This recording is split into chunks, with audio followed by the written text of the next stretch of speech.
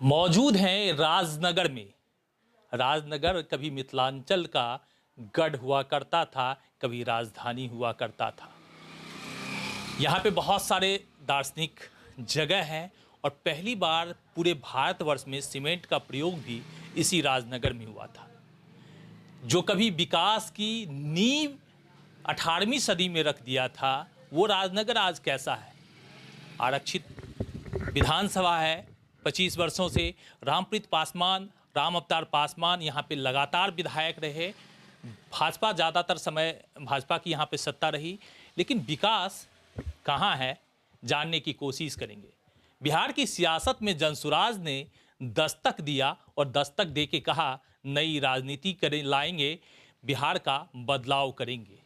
लेकिन बिहार का बदलाव करने के लिए जिस प्रत्याशी को जनसुराज ने अपना भरोसा जताया, उस प्रत्याशी से हम बात करने की कोशिश करेंगे।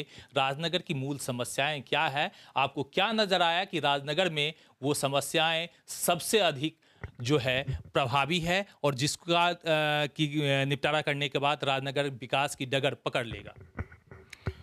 बहुत बहुत धन्यवाद आप लोग के मधुबनी न्यूज़ का। आप लोग जनसुराज की मीडिया को माध्यम से बढ़ाने का काम कर रहे हैं। निश्चित रूप से आप धन्यवाद के पात्र हैं।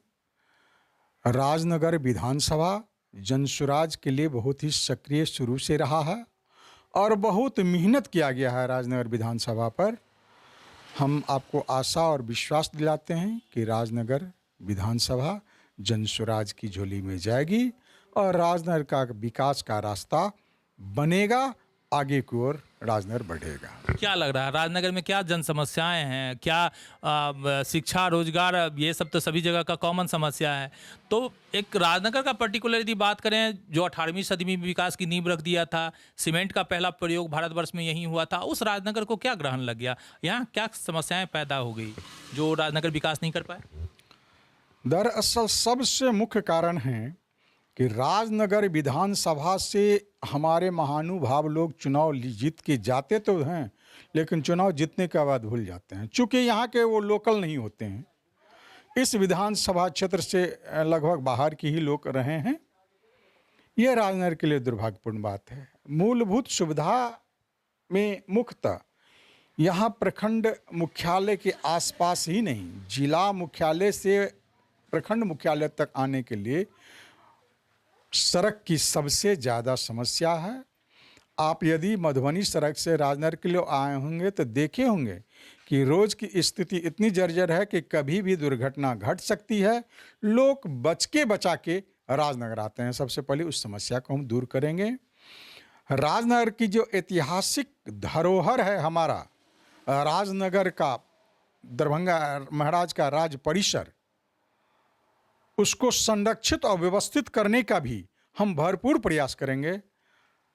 चूँकि हम लोग 2003 में मानवर कुणाल किशोर साहब को बुलवाए थे, यहाँ आए और यहाँ की जो अद्भुत कलाकृति, मूर्ति और मंदिर को देखे तो बड़ा भाव विह्वल हो गया। उन्होंने अपने स्तर से प्रयास किया। दिल्ली से पुरातत्व विभाग से टीम भी आया और ब्लूप्रिंट भी बनाने का आदेश हुआ। ब्लूप्रिंट भी थोड़ा सा बना। न जाने हमारी कार्य अवधि समाप्त होने के बाद वह ब्लूप्रिंट, वह विकास की मार्ग को बनाने वाला, राजनगर के धरोहर को बचाने का जो हमने मुहिम छेड़ा था, वो कहाँ गायब हो गया? तो लगता है एक राज पैलेस को संरक्षित करके एक पर्यटक स्थल बना के इसको डेवलप किया जा सकता है। बाकी यहाँ पे रोजगार की ज़रूरत नहीं है, यहाँ पे बेसिक शिक्षा की ज़रूरत नहीं है, यहाँ पे जो है स्वास्थ्य की जो स्ट्रक्चर है उसकी ज़रूरत नहीं है। आपको नहीं लग रहा है? नहीं, ये तो बहुत महत्वपूर्ण है। यहाँ स्थिति क्या है? शिक्षा तो थोड़ी कम शिक्षा के स्तर में उतनी नीचे गिरावट नहीं है, मगर स्वास्थ्य की स्थिति बहुत बदतर है। मूलभूत दवा तक यहाँ उपलब्ध नहीं हो पाता। जो भी मरीज वहाँ जाते हैं तो वो कहते हैं कि सारे मरीज को बस 2-3 दवा ही जो सभी लोगों को दिया जाता है, ऐसी ही दवा मिल पाता है। हम आपको बता देना चाहते हैं कि 2001 से 2006 के बीच में जो हम जिला पार्षद थे, तो यहाँ स्नेक बाइट की भाल की उपलब्धता था ही नहीं। हम लोग ने प्रस्ताव ला करके पूरे ज़िले में स्नेक बाइट का भाइल को उपलब्ध करवाया।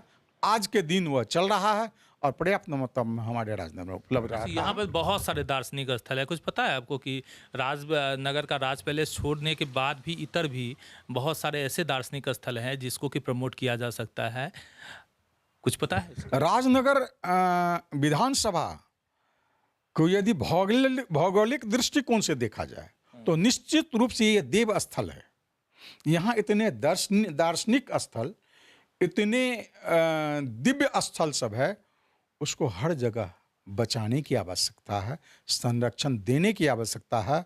और यदि यह भौगोलिक संरचना, हमारे देव स्थल, हमारे पुरातात्विक व्यवस्था जो बच जाएगा तो इतिहास में राजनगर का नाम हमेशा कायम रहेगा। राजनगर में कुमारिल भट्ट जो बहुत बड़े विद्वान थे, जिनके चेले जो मंडन मिश्र या प्रभाकर मिश्र जैसे चेले थे, तो कुमारिल भट्ट का गांव है, कोयलक भगवती का बहुत ज़्यादा यहाँ पे जो महिमा मंडन है उनके जो चर्चाएं होती है, तो इनकी कनेक्टिविटी राजनगर से बहुत ही टफ नज़र आता है। सिजौल में यूनिवर्सिटी है, आपके राजनगर विधानसभा क्षेत्र में आता है, जो प्राइवेट यूनिवर्सिटी है। तो इन सारे जो डेवलपमेंट के जो रास्ते खुले हैं, उनकी जो कनेक्टिविटी है कहाँ रुकी हुई है? क्या लग रहा है कि यहाँ के विधायक ने काम नहीं किया, या फिर यहाँ के जो सरकार की नज़र है वो पटना वाले जो राजतंत्र चलाते हैं वहाँ से राजाओं की तरह टिकट बांटते हैं, उनकी नज़र यहाँ पे नहीं पड़ती है? देखिए, ये राजतंत्र और लोकतंत्र की बात है। हम तो नटशेल में कहना चाहते हैं कि चुनाव जीतने के बाद विकास पर किन्हीं का नज़र नहीं है, अपने समय परिस्थिति से पास कर जाते हैं और कहते हैं कि हम चुनाव जीतते हैं ऊपर वाले, यानी केंद्रीय स्तर पर आप बड़े नेताओं के मार्गदर्शन से उनको वोट मिलता है, हमको वोट थोड़ी मिलता है।